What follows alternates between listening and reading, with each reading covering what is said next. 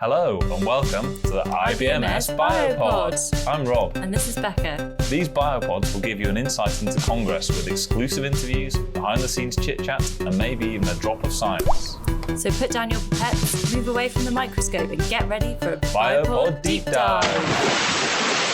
So hello, today we are here with Siobhan Taylor, following on from the IBMS Congress and her presentation on molecular pathology. So Siobhan is a clinical scientist and molecular pathology lead here at the Gloucestershire Hospitals NHS Foundation Trust. How are you, Siobhan?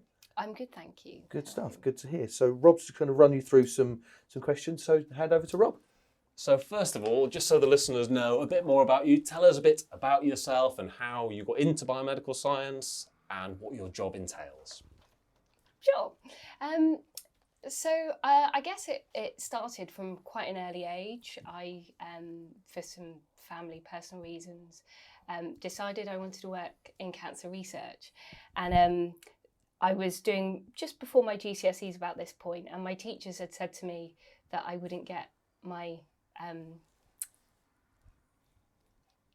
biology grades. I wouldn't get my biology grades to study A-level, and at which point I thought, I'm going to prove you wrong. So I did, and I went on and I found the degree course that meant that I could go and do that, and I'd looked at biomedical science, and the option was brilliant. It was a 4-year course back then, it was quite a while ago, with a sandwich placement, and I wanted that sandwich placement because it meant I could get experience. At the time, I wasn't even thinking about being a biomedical scientist. So I went and studied my biomedical science degree. Luckily, by sheer fortune, it was accredited. So, but at the time, I wasn't really thinking about that. Went on to finish university, and my first job was in Great Ormond Street in the paediatric/genetics unit there. And one of the scientists who ran the unit gave me a chance, I guess. I had a good degree, I had a first-class degree, but I wasn't very good at interview, shall we say. Why were you not good at interview? What did you do? I'm dreadful at interviews. Confidence, that lack of experience. Now I know to prepare, to find questions and practice and find examples of your practice that relate to questions relevant to that, find out about the organisation. I possibly didn't know that as a fresh graduate student coming out of university. I didn't get the job, but they subsequently rang me a few days and offered me the job. So it was fortuitous that I got it. And where did you go from there? How did you get from there to where you are today? So I realised it was a joint research stroke diagnostic role. And whilst I was doing that, I fell in love with chromosomes. Cytogenetics is the analysis of chromosomes. Fell in love with chromosomes. They're fab, cool little things. And realised that actually I wanted to work in a diagnostic field and help, and I could be as valuable in that as I could research. And I never quite figured out where I wanted to pin my research down. So from there I went into train in cytogenetics. The clinical scientist training back then, it was A-grade training. And I moved to Bristol to do that. So I went to Bristol Genetics Lab and did my clinical scientist training there. Unfortunately, when I reached the end of my clinical scientist training, there weren't actually any full-time permanent roles. So that was when I moved to histology here in Cheltenham. Yeah. And at the time I was leading the technical team, and then realised I had a biomedical science degree. I could practice as a biomedical science if I did certain things. So back then I had to do my registration portfolio. And then obviously as time has passed, clinical scientists are more integrated within histology. The STP programs come along with the Academy, with the National School for Healthcare Science. So it's a bit more of a recognised, I suppose, ability to work cross-discipline now. Yeah. So I've been able to use the skills that I gained from my clinical scientist training here in the lab, here in Cheltenham in histology. It sounds like there's been a lot of education and training and research along the way. Is that something you're still interested in, or now that you've got a more diagnostic role, are you kind of, this is my thing now? Nope. My friends from university call me the forever student. So I literally just don't seem to stop. And I kind of, every now and then I think, right, okay, that's enough, I can stop. And then a bit later I'll be like, oh no, I need to do the next thing. I don't know what it is that drives that. I've often thought, why do I feel like that? But it's just something inherently in me that just makes me go, I want to learn more. The field's changing so quickly, things change. There's always something else out there that you can learn about. You can never know everything. So yeah, I think that's what I enjoy about it. So yeah, lots of education training. And now I'm on the higher scientist specialist training programme with the National School of Healthcare Science to become a consultant clinical scientist. Oh, brilliant. So it's a 5-year long haul slog. Yeah. 5-year long haul slog, yeah. But hopefully at the end of it, there will be a role, and it's within the area of molecular pathology of acquired disease, which fits nicely with histology and what we do Yeah, of here. course. Brilliant. And that leads us nicely into Congress, because you were presenting at Congress in the year just gone. Tell us about how that happened. Well, my boss here, Andy Usher, is involved with the IBMS and with the planning, the education committee and planning, and he put me forward essentially. Yeah. I was already on the CSO Wise Fellowship, so I was already was doing that, and I suppose seeking opportunities to showcase the work that we were doing here and push my own boundaries, and that was something, yeah, that I've obviously not done before, and certainly was pushing the boundaries. You sound like someone who likes a challenge. Did you enjoy getting up on the stage and speaking to a lot of people? Was it nerve-wracking? Or? It was very nerve-wracking. Although I seem to, I've done a lot of it recently again, and I've always had to do it with my clinical scientist training. It was very much, you must present at the end of it. I had to present at a big conference. It was part of the training. So I've kind of been used to it in the past. It doesn't faze me too much as long as I'm well prepared. I feel less nervous.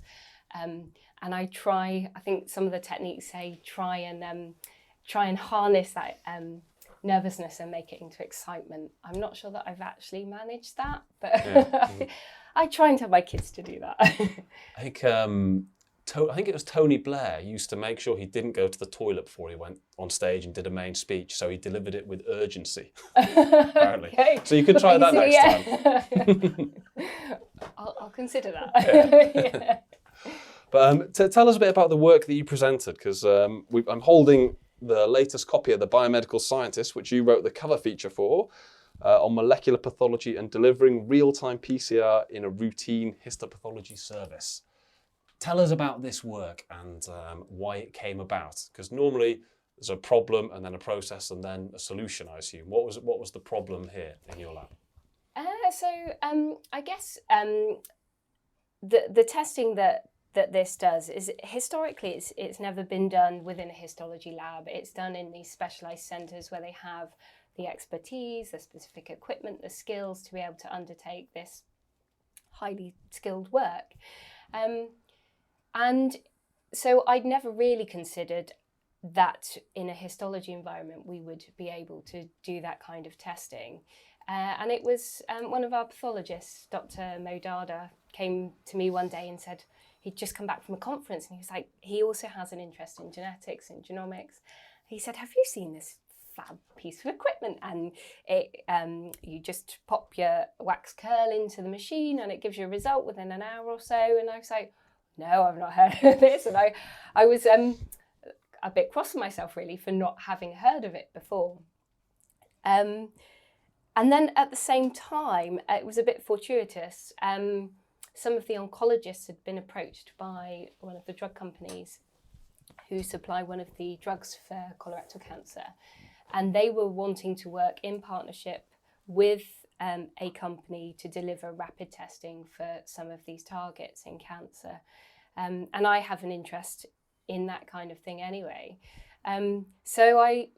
Between the sort of joining the dots, we managed to get in touch with the company that make the platform, and the company that make the platform and the company that manufacture the drug. Yeah. Basically gave us a platform and a year's worth of reagents to be able to run the test and showcase what we could do with it here in our lab. So that's essentially how we got it. Was it tough equipment to get your head around? Did everyone need a lot of training, or is it pretty intuitive? It is. It's very easy to use. It's a small piece of equipment, so that's great for our lab. We don't have a lot of space. We don't have a lot of clean space. Histology is quite a dirty discipline. It's not very clean. There's lots of reagents and wax and formalin and special stains, xylene. Finding a small space would have been a challenge, and also a clean area to prepare the samples. So from that sense, getting it in was very easy, because the approach to preparing the samples needs to be slightly different to the way that we do everything else. I suppose that's been a steep learning curve from a histology perspective, because it's having an awareness of the types of things we should be doing with these samples to make sure we get the right result. So that has probably been the most challenging, and making sure we get the right result for the right patient, because that's the most important thing we can do. And this has had quite a positive impact, hasn't it? Has this sped up the kind of turnaround time, and you can get results back to patients quicker? It has, yes.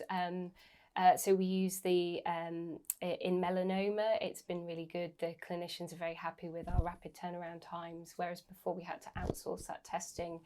And whilst we have to package the samples up, fill in request forms, send them away, and that relies on, obviously the time to get the samples from each centre, but then also the time for them to test it. So we've been able to bring our turnaround times down, which has been brilliant for the patients. And we have had some feedback of, some really positive feedback actually, that we don't generally get in the lab, of patients who were really quite poorly, who we've been able to get them on treatment quicker, which has a positive outcome for them. Yeah, brilliant. Yeah, it's been good. And we're just trying to look at the impact of our colorectal cancer testing and try and prove or disprove that patients have access to treatment quicker, because we've got that result quicker. And do you think it's a trend that's going to happen with other tests, more kind of stopping outsourcing stuff and bringing it more into the lab, or? So, prior to the Genomics England restructuring proposals, I would have said yes. Now, not so sure. Obviously, we are now undergoing a big genomics restructure of service, and certainly in terms of genomic testing, the drive will move to centralisation of services and away from smaller centres being able to provide that. So the balance for them is they will be able to give a lot more information. For the patients, the tests they will be doing will be looking at many more genes than we can look at in one single go. But of course, the turnaround times for those may go down again or increase. Yeah. So, we don't have a lot of choice in that. No, of course. And do you think genomics is going to have a big impact across the board? I remember when a few years back, there seemed to be lots of newspaper articles saying about the incredible impact it was going to have. Do you think it will have an incredible impact, or do you think there's a lot of potential there and it's going to take a long time for any kind of big fundamental changes? And it's okay if you don't have an opinion either way. I ask because I have no idea. Well, I think at the moment there is so much information that we can gather from these patients by testing. We don't necessarily know what to do with that yet, but as we build up more and more information, it will help patients down the line. So I have no doubt it will have an impact, but there are lots of questions around consenting and the data that's generated. So you're a CSO. Are you still a CSO Wise Fellow? Or do you go through a year of doing it? You, or what's you the... go through a year of doing it, Yeah. and then the next cohort. So why did you become a CSO Wise Fellow? I think I saw the advert actually. One day there was a write up. I think it was on the IBMS website, and they were. I think Jo Horn had written something about the benefits that she'd found from it, and I'd seen it, and I thought that sounds really great, a leadership program, and that's something I've always felt we get loads of education around the science of stuff. But the leadership and management stuff, when you're day to day in the lab, that element is missing. And I kind of rely on my husband to give me that coaching, which is not always a good thing. So I saw that program and thought, brilliant, I could actually, get some outside help on that. So that was essentially why I applied. I actually didn't think I had a hope in getting it. And I did consider at one point, I went to my boss and a colleague who's very good at encouraging all of us actually. And he said, of course you've got to try it. You have to try. If you don't know, you won't know. If you don't try it, you won't know. So that was it. I just thought I'll give it a go and see how I fare. And Yeah. It was a very rewarding process. Even just the application for it made me really see everything that I'd done in my career, and actually I probably hadn't done that enough. Even just the application process made me realise, oh, I have actually achieved a lot. And I was probably giving myself a hard time. Yeah, I mean, it sounds like you've done an incredible amount in your career. Yeah. But I guess sometimes you need to see it written down on paper and have to argue why to see what you've done yourself. That's it, and that was probably what I hadn't done, and I hadn't really tied the behaviours that I was using to leadership. So I hadn't really recognised I was leading, even though I was. Yeah. And it took to go through that process to realise actually I do lead. I just we maybe don't use the right terminology or the same terminology. And what's it involved when you were a fellow? What did you actually have to do? So the programme involved, so there were 4 of us that were successful on the programme. We were given training in, I can't remember the name. That's all right. We can just... We were given training in, I suppose, leadership skills, from a company, Skills for UK, and they, the lady that runs those programs is a very inspirational speaker, and so we had 4 days of training on communication skills, on how male and females differ. It was specifically tailored for women. Yes.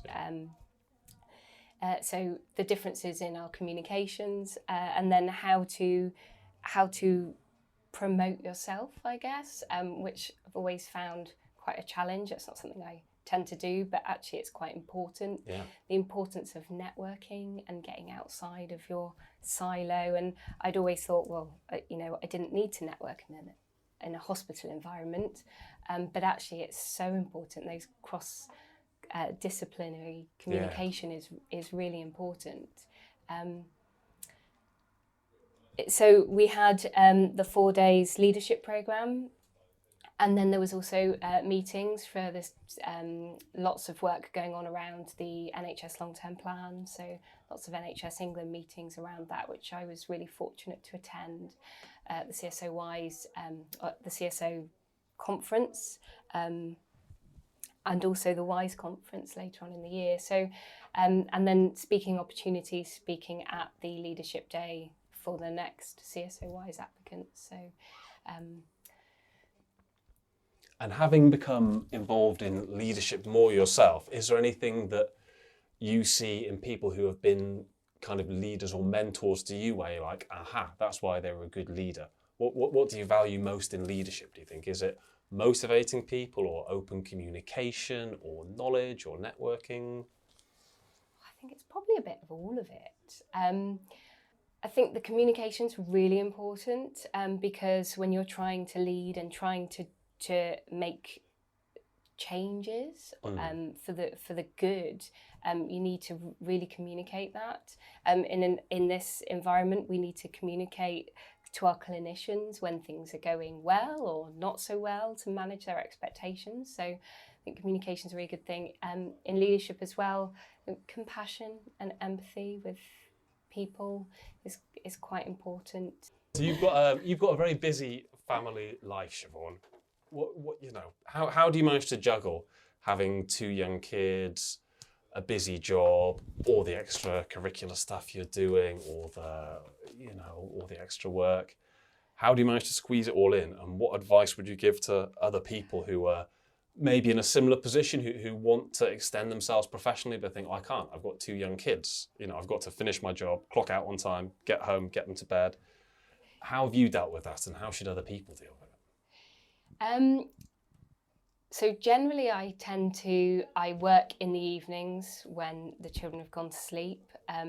So I try not to allow it to eat into that family time, and I try to be really protective of that. I've had periods where I suddenly realise that it's crept and that maybe I haven't done a very good job of separating those things. So I think the most important thing is recognising opportunities and taking opportunities, but learning to take the opportunities that are important to you and that you're going to get benefit from. And that's something I'm still learning today. I think I want to do lots to help people, and so I say yes to everything, and then I end up in a situation where I can't juggle everything that I've taken on. So it's focus on, work out what your priorities are. Obviously not in a selfish way of this is my priority, this is what I'm going to do, but what you enjoy and what your priorities are, and try and make it work around that.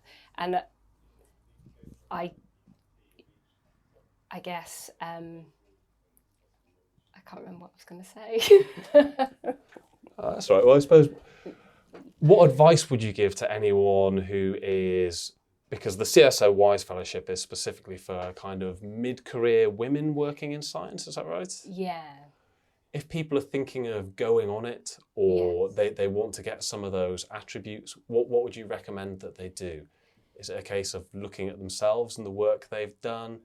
Should they be putting themselves forward for more things? What practical advice would you give? Try and find opportunities outside of your silo, your area. There is a whole wide world of NHS out there, not just NHS, but healthcare scientists. So I think probably the best thing I ever did within my trust was get in touch with my lead healthcare scientist. Not all trusts have them, but our trust does. And he's been brilliant. He's spotted opportunities within the trust where I could perhaps feed back on something we've done, and that's been able to showcase some of the stuff we've done within our own trust, which I wouldn't have had that opportunity otherwise. So seeking out him and I guess making the time, whereas before I always wanted to do all these things and I thought I just haven't got time. And not too much time, but just a bit of time. And it does have to be done outside of work. It's not stuff that you can do in work. But so it's important to find that balance, that work-life balance. But as I say, I'm still learning. And what's next? You sound like someone who's never going to be kind of, right, professional ambitions fulfilled, personal ambitions fulfilled. Now I can sit back, have a cup of tea and relax. What's the next thing you're looking at? Is there anything else on the horizon? Well, I think the biggest, I suppose, things on my horizon at the moment are the HSST. So as part of the HSST, there's 4 different elements. So there's a postgraduate diploma in healthcare science leadership and management. So that's with the University of Manchester. So I'm doing that over the course of the 5 years. There's a online portfolio that I have to do, which is tailored towards certain competencies to gain leadership and management skills and prove that I'm gaining them as I go along.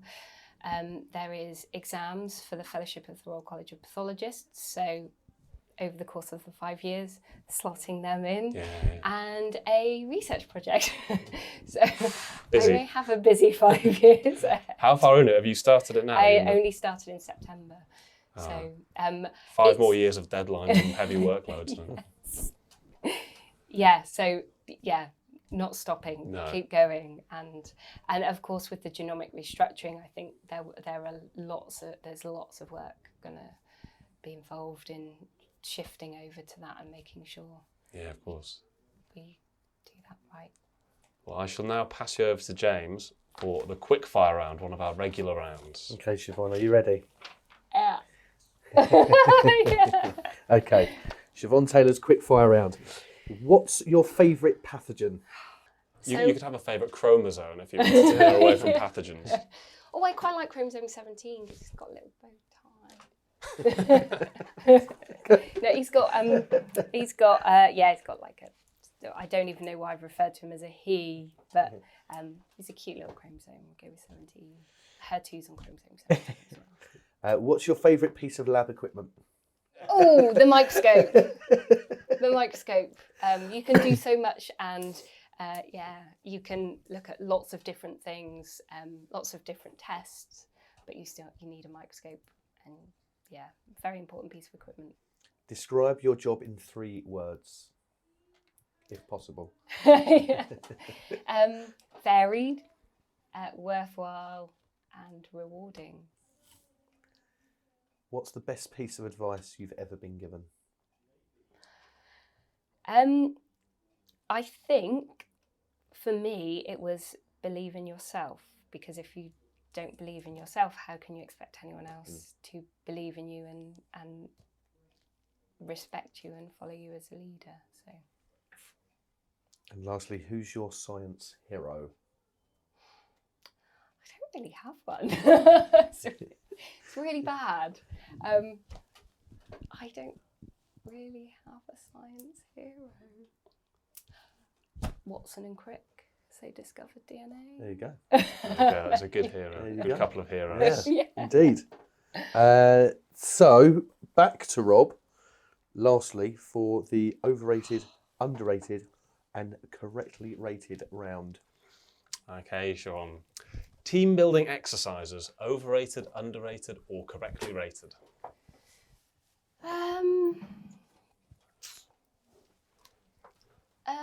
Have you ever been on a team building exercise? No. Not anything that was specifically labelled as a team building exercise.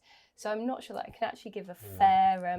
Never been made to go to the woods and swing through, No, catch other people. I feel like I'm missing out. Yeah, or maybe not. Yeah. No, it's finding the time, isn't it, in busy diagnostic laboratories to take everyone out to have that is. Scant opportunity. But I actually think they would be a very good thing. But having never been on one, I can't really give an accurate. Well, let's move on to something you will have experienced, a lab coat. Underrated, overrated, or correctly rated? Underrated. Underrated? They're very important. So, I don't think we appreciate really why we use them. We wear them because we're told we have to wear them. But they don't just protect us, they protect the samples as well. So I think,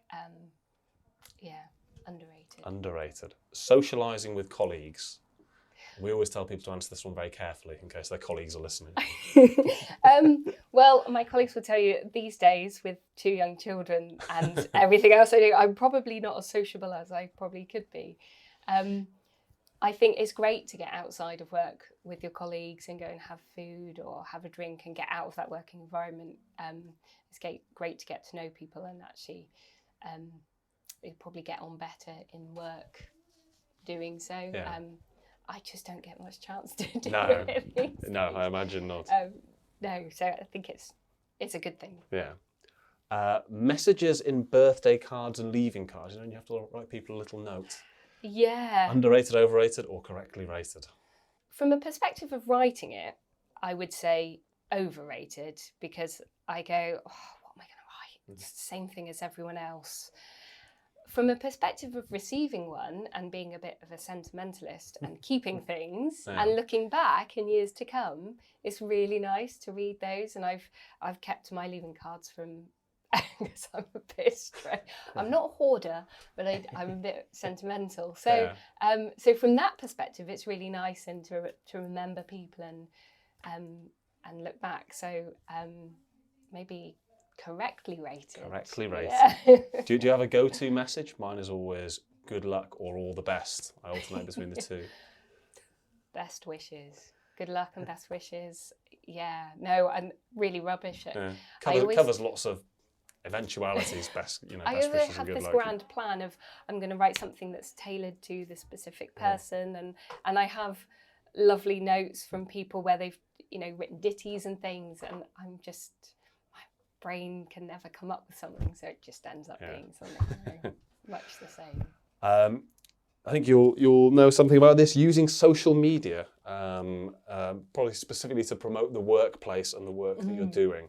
Yeah, underrated. Yeah. That was one of the great pieces of advice actually when I was speaking to Jo Horn about the CSO Wise Fellowship, and she said you need to get on Twitter, and I'd never been on Twitter. My husband uses it for the football and the news and socially, personally, and I'd never ventured into the realms of Twitter, so I was quite nervous about it to start with. But now it's brilliant. Professionally, I only use Twitter professionally, mainly because I don't know what really to do with it personally. But it's brilliant, yeah. So it's definitely underrated for connections and networks and getting information out there. You're ahead of everyone else by knowing what's going on in the world. So it's very good and underrated. Brilliant. And the final one, night shifts. Well, I'm fortunate as a lab scientist in histology that we don't have to do night shifts. So, and also in genetics, never had to do night shifts. I had to do night shifts when I was a student. I worked as a telephonist on a hospital switchboard for a while, and had to do some night shifts there, and they were very hard. So I appreciate how hard it is to stay awake in those sort of 3, 4, 5 o'clock hours. Getting to maybe 1 o'clock is all right. It's just like a late night, but after that, how hard it is. And I appreciate that, like working in these diagnostic labs, we need to keep them going. So they're definitely very important. But luckily I've never had to experience it. So definitely underrated. Underrated. And when you were doing them, water on the face, chocolate, coffee, what was it's 1 o'clock, I'm having a bit of a slump, I need to stay awake. What was your tactic? Splash the face with water, and it was the kind of environment that no one was making phone calls at that time of day anyway. So watching TV, trying to keep awake, and splashing some water, and I try not to drink too much caffeine, but tea, which has more caffeine than anything, but drinking lots of tea to keep me awake. Good tactic. Brilliant. Siobhan, thank you so much for your time. Thank you. Thanks for listening. We hope you enjoyed the episode, and don't forget, this can be used for your CPD. See you next month for another Biopod. This is Becca. And Rob, Signing off. Bye.